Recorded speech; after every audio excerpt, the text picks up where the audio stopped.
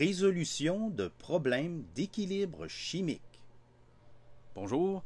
Donc maintenant que vous savez c'est quoi une constante d'équilibre, on va s'en servir pour résoudre des problèmes d'équilibre chimique, c'est-à-dire qu'on va essayer de trouver c'est quoi les concentrations finales à partir des concentrations initiales. On va le faire algébriquement, puis je vais vous montrer aussi une méthode pour le faire numériquement. Donc, bon visionnement. Lorsque vient le temps de résoudre une équation, donc on va toujours, lorsqu'on a une équation de ce type-là, une équation chimique de ce type-là, on peut écrire d'abord la constante d'équilibre, sa forme. Donc la forme, c'est le produit des concentrations des produits élevés à leur coefficient stoichiométrique respectif, divisé par la même chose, mais à ce moment-là avec les produits.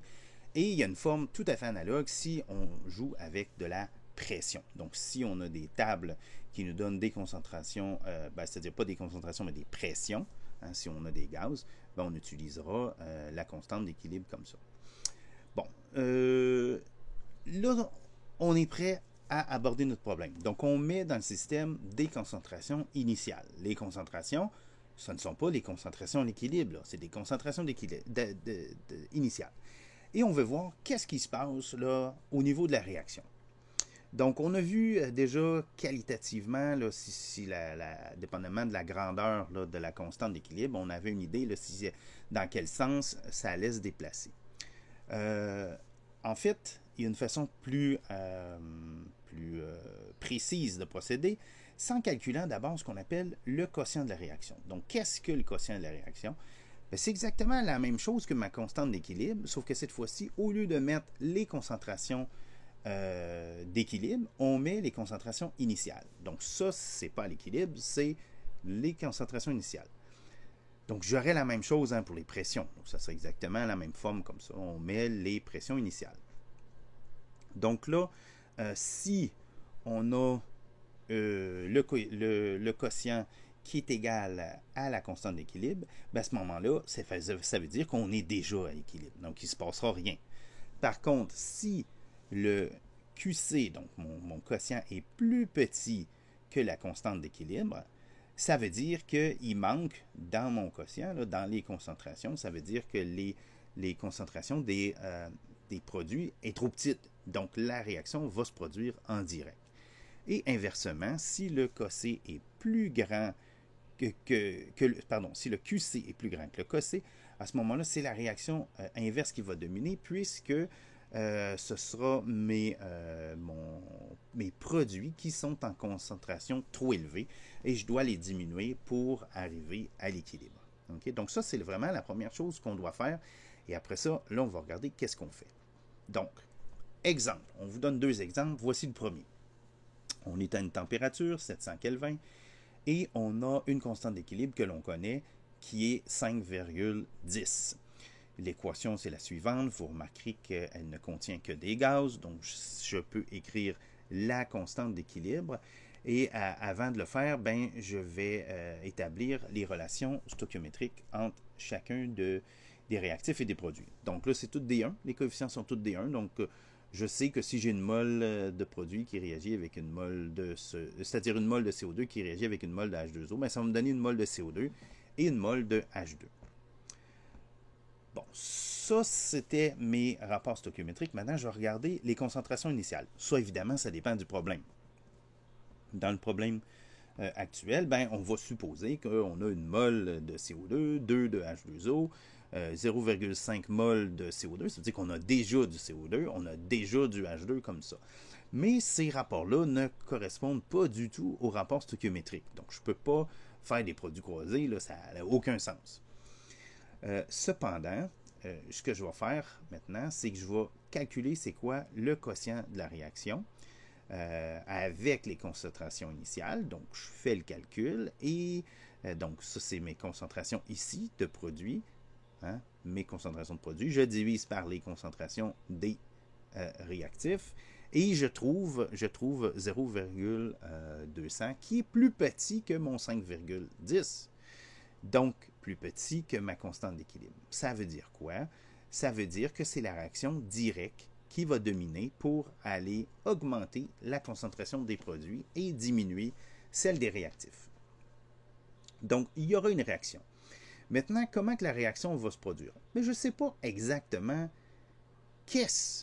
c'est quoi les quantités qui vont réagir. Quand on ne le sait pas, on sait, on va donner une variable, on va dire que ça va s'appeler X. Mais je sais la direction.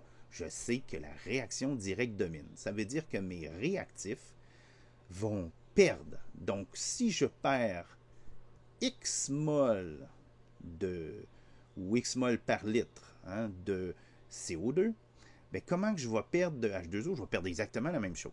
Okay? Et comment je vais gagner de CO2? Bien, je vais gagner exactement la même chose parce qu'ils sont dans les rapports stoichiométriques 1 pour 1. Et je vais aussi gagner X mol de H2. Donc, comme je connais les modifications, je peux déterminer c'est quoi les concentrations à l'équilibre. Donc, la concentration à l'équilibre, c'est la soustraction. C'est ce que j'avais au début, moins ce qui a réagi. Okay? Donc, ici, j'aurais 1 mol par litre, moins X. Ici, j'aurais 2 mol par litre, moins X. Et ici, 0,5 mol par litre, plus X, parce que là, j'ai créé du CO2, j'en ai généré. Et même chose, là, ici, pour le H2. Donc, la concentration a augmenté d'une valeur X. Là, je vais être obligé de me faire un peu de place. Et là, on va, à ce moment-là, calculer la constante d'équilibre. Donc, je connais la valeur numérique, mais maintenant, je vais déterminer algébriquement, à partir de ça, c'est quoi la valeur de X. Okay? Donc, la forme, c'est la forme habituelle.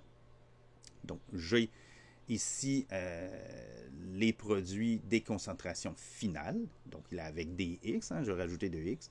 Et le produit des concentrations finales de mes réactifs. Donc là, il faut, on pourrait, là, ce qui est au dénominateur, on pourrait l'envoyer de l'autre côté. Et là, il faut vraiment faire la distribution de chacun des termes. Donc, 0,5 fois 0,8, le 0,5 fois le x fois, OK, etc., etc. Donc, ça, c'est des manipulations que vous êtes habitué de faire depuis longtemps. Là, vous m'aurez permis, encore une fois, d'enlever les unités. Je n'aime pas trop ça, mais c'est vrai que dans un contexte comme celui-là, mettre les unités, ça alourdit beaucoup le problème. Donc, typiquement, on le laissera pas. Là. Donc là, j'ai enlevé les unités en sachant là, que ma réponse, j'aurai ou pas des unités. Bon. Donc, en fait, j'aurai des unités, ça va être des mols par litre puisque mon X correspond à des mols par litre.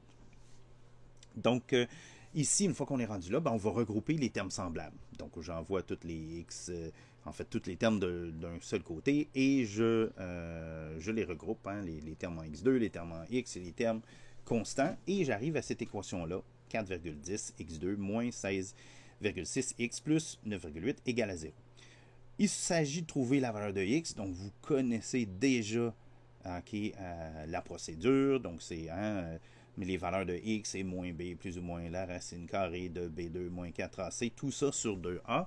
Le A étant ici le coefficient des X2, le B le coefficient des X et le C la valeur de ma constante.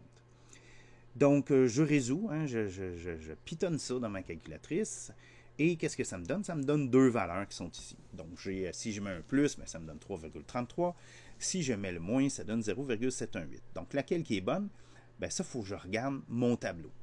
Donc, si je pars avec 1 mol par litre, est-ce possible d'enlever 3,33 mol par litre? La réponse, c'est non. Ça ne fait absolument aucun sens d'enlever plus, de faire réagir davantage de mol par litre que ce que j'ai au début. Donc, ça n'a aucun sens. Donc, la première solution est non réaliste, je ne la considère pas. Donc, à ce moment-là, je sais que la réponse sera la seconde. Donc, je vais ici aller marquer les valeurs. Donc, je fais 1 mol par litre moins 0,718 mol par litre. Qu'est-ce que ça donne? Ça donne 0,282 mol par litre. Et je fais ça pour chaque valeur. Donc, ici, ce sera des plus. Je vais additionner comme ça. Donc, j'ai trouvé ainsi mes concentrations finales de réactifs et de produits pour cette équation-là. Et on devrait toujours vérifier cette réponse-là. Donc, la validation, comment on procède? On prend ces valeurs-là des concentrations finales et on confirme que ça donne bien la constante. Évidemment, on a dû arrondir, OK? Donc, c'est possible que ça ne soit pas exactement, mais quand il ne l'est pas, là, on est dans des fractions de pourcents ou même 1 ou 2% après, on a retrouvé la réponse. Donc ici, si je multiplie les concentrations des produits sur les concentrations des réactifs, ben, on obtient 5,11, qui est pratiquement le 5,10. Donc essentiellement, j'ai résolu mon problème. C'est ça que ça veut dire. Comme deuxième exemple, on va encore prendre des gaz, mais cette fois-ci, on va prendre un cas où ce qu'on connaît, c'est la constante d'équilibre exprimée en fonction des pressions. Donc c'est pour ça que j'ai un Kp ici, ce n'est pas le Kc. Donc, même chose, on commence par établir là, les rapports stoichiométriques. Donc, c'est 1 mol, 2 mol. OK, c'est pas la même chose. Et là, on fait face à nos pressions initiales. Donc, supposons qu'on a une pression partielle de 10 kPa qui correspond au H2, 30 kPa qui correspond au I2 et 250 kPa qui correspond au HI. Donc là, on calcule le quotient de la réaction avec ces pressions initiales-là. Et qu'est-ce qu'on trouve? On trouve quelque chose qui est, en fait, on trouve quelque chose qui est comme 208, qui est plus grand que la constante d'équilibre. Donc, si c'est plus grand, ça veut dire que le numérateur est trop grand, je dois le diminuer. Donc, la réaction qui va dominer, c'est la réaction inverse. Donc là, je sais que la réaction va se faire dans l'autre sens. Donc, les modifications, comment que ça va se faire? Ben, le H2, lui, va augmenter. Okay? Donc là, j'aurai un plus X, j'aurai un plus X pour le I2 et j'aurai un moins 2X pour mon HI parce que la pression diminue et il faut que les rapports stoichiométriques soient dans les mêmes rapports que les modifications. Donc, comme pression à l'équilibre, ben, qu'est-ce qu'on a? Ben, on a le 10 kPa plus X, on a le 30 kPa plus X et on a 250 kPa moins 2X ici. Donc, à partir de là, encore une fois, on est capable de calculer la constante d'équilibre. Donc, on met nos valeurs à l'équilibre, hein, comme elles apparaissent dans l'expression de la constante d'équilibre. Et encore une fois, on va se ramasser avec une équation, dans ce cas-là, quadratique. Donc, je multiplie le dénominateur ici, je l'envoie de l'autre côté, et je fais la distribution. On obtient ça comme ça. Et on regroupe les termes. On se ramasse avec ça comme ça. Donc là, c'est vraiment de l'essayer. Là. Je vous laisse le soin là, de mettre sur pause puis de le compléter par vous-même là, si vous n'êtes pas certain. Donc, c'est ce que ça donne. Et encore une fois, on utilise notre formule magique pour trouver les racines d'une équation quadratique, parce que là, maintenant, c'est une équation quadratique. Donc, si je le fais, j'ai deux réponses. Une positive, une négative. Mais la négative, elle n'a aucun sens, puisque j'ai dit que ce nombre-là, par définition, était positif. Donc, c'est sûr que la deuxième solution est non réaliste. Donc, la solution, c'est mon 5,8 kPa. Donc, je suis prêt à ce moment-là à calculer les pressions finales, donc 100 kPa plus 5,8, mais qu'est-ce que ça fait? Ben, ça fait 15,8 kPa. Ici, j'ai 35,8 et j'ai ici 238,4 kPa. Je fais la validation avec ces pressions-là finales et je me rends compte que ça donne bien la constante d'équilibre qui est celle que j'ai utilisée. Okay? Donc, j'ai vérifié mon problème.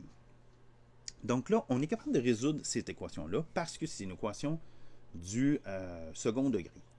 Si c'est une équation qui n'est pas du second degré, ben là, il faudra utiliser certaines approximations, comme on pourrait considérer si la constante est faible, ça veut dire que je n'ai pas beaucoup de produits. Bon, en tout cas, on peut regarder des choses de ce type-là. Mais ce qu'on va faire, c'est qu'on pourrait aussi trouver une valeur numérique. Donc, calculer numériquement c'est quoi notre solution. Et c'est ce que je propose de faire avec ce même problème-là, dont on connaît déjà la réponse. On sait que c'est 5,8 kPa. Donc, qu'est-ce qu'on fait? On s'en va dans un tableur. Donc là, j'ai un tableur standard. Et là, on va venir noter les pressions initiales, ou les concentrations. Là, c'est des pressions. Donc, le 10 kPa, 30 kPa, 250 kPa. Et je sais que, la réaction se fait dans l'inverse. Et comme j'ai un facteur 2, ben, je sais que mon X ici ne pourra pas être plus grand que la moitié de cette pression-là, donc il ne pourra pas être plus grand que 125. C'est pour ça que, bon, là, j'ai décidé d'y aller jusqu'à 130 ici. Donc, on va regarder ce que ça fait. Donc, on va ici de 0 jusqu'à 130. Donc, ça, c'est les valeurs possibles de x dans une première approximation. Et puis, on va aller calculer la valeur de copie. Donc, la valeur de copie. Donc, la valeur de copie, qu'est-ce que c'est? C'est la valeur, donc j'ai mon produit ici, et il est élevé à l'exposant 2. Et là, vous remarquerez qu'on vient marquer ici des signes de dollars devant la colonne et devant la ligne parce qu'on veut fixer. Donc, quand on met des signes de dollars comme ça, ça vient fixer la case. Donc, cette case-là, même si je copie la formule plus bas, ben, ça va rester la case G3. OK, donc ça, c'est un petit truc. Si on veut fixer juste la colonne, ben, on met devant le G. Si on veut fixer juste la ligne, on met notre signe de dollar devant le 3. Bon. Toujours est-il que là, on est en train de calculer vraiment ma constante d'équilibre. Donc, j'ai mon X ici. Hein? Ça, c'est la valeur de mon X ici que j'ai donné. Donc, j'ai la concentration moins 2X élevée au carré et divisé par l'autre ici. Puis là, faites attention, là, on a vraiment mis des parenthèses là, correctement. On vient à ce moment-là copier et coller nos réponses, puis on voit que on cherche, nous, la réponse c'est 100. Donc on sait que la réponse c'est entre 0 et 10, puisque c'est là qu'on passe. Hein? Donc ici j'étais à 200, là après ça à 66, et puis là, après ça, ça baisse, ça baisse, ça baisse. Donc je sais que la réponse est entre 0 et 10. Donc je vais au lieu de faire des bons de 10, on va faire des bons de 1, puisqu'on sait que la réponse est entre 0 et 10. Et là, on regarde que la réponse va être entre 5 et 6, puisque c'est là que je passe de au-dessus de 100 à en dessous de 100. Donc, je sais que la réponse est entre 5 et 6. Donc, je vais aller marquer dans mes X, je vais débuter à 5, et au lieu de faire des bons de 1, on va faire des bons de 0,1. Comme ça, on va couvrir tout entre... OK? Et qu'est-ce qu'on a entre 5 et 6? Et on voit que le saut, en fait, se fait entre 5,8 et 5,9. C'est là qu'on passe entre 100, on passe à travers 100. Donc, je sais que la réponse est entre 5,8 et 5,9. Donc là, on va faire des bonds de 0,01. Etc., etc. Donc là, on voit que la réponse, ici, mon 100, il est entre ces deux valeurs-là, entre 5,84 et 5,85. On va faire maintenant des bonds de 0,01. Et là, on trouve que la réponse est entre 5,84 et 5,84 1 et 5,842. Donc là, on va... non, excusez, 5,844 et 5,845. Donc là, à ce moment-là, on va faire des bonds de 0,00001. Bon, comme ça. Donc, copier-coller, comme ça. Et là, on voyait qu'on peut, à chaque étape, augmenter la précision de notre réponse. Donc, le 5,844, c'est 2 ou 3, le chiffre qui suit. Donc, je vais faire entre les deux. Donc, je peux faire, est-ce qu'on fait une autre étape ici où on arrête là? Je pense qu'on va arrêter, mais vous avez compris que je pourrais rajouter des chiffres significatifs autant que je veux. Et je peux m'arrêter où je veux. Hein. Donc, par exemple, là, ici, à cette étape-là, comme je ne sais pas si c'est un 2 ou un 3, ben, je marquerai 5,844 comme réponse. Okay? Et ça correspond essentiellement à ce qu'on a obtenu là, ici d'une autre façon. Donc, en résumé, pour résoudre un problème, on va commencer d'abord par écrire, déterminer c'est quoi le quotient de la réaction, c'est-à-dire la valeur de la constante d'équilibre, mais en mettant des constantes, les concentrations initiales plutôt que les concentrations d'équilibre. Si c'est plus petit qu'un, à ce moment-là, ça veut dire que c'est la réaction directe qui domine. Donc là, je sais déjà dans quel sens ça va aller.